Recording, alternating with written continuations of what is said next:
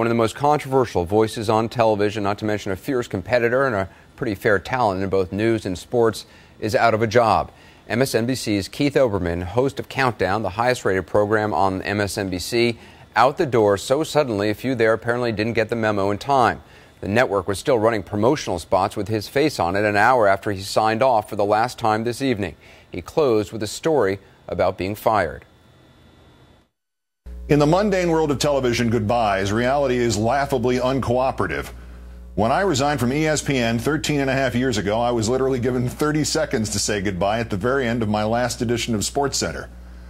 As God is my witness, in the commercial break just before the emotional moment, the producer got into my earpiece and he said, can you cut it down to 15 seconds so we can get in this tennis result from Stuttgart?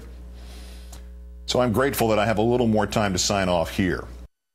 And he did take his time, thanking crew and staffers and reading one of the James Thurber short stories he reads every Friday night. Then he said good night and goodbye.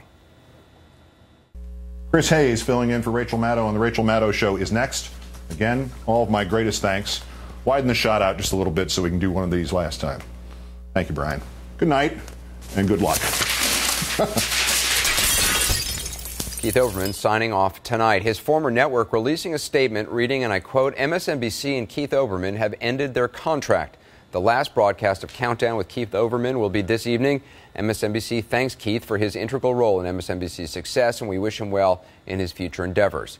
Network President Phil Griffin also sending out an email to staffers, which we've obtained, outlining the new primetime schedule without even mentioning a mention of Olbermann. According to the New York Times, he still had at least 2 years left on a 4-year contract worth an estimated $30 million. Sources telling us the parting came as fallout from Comcast's purchase of NBC Universal, and with it, the departure of company head Jeff Zucker.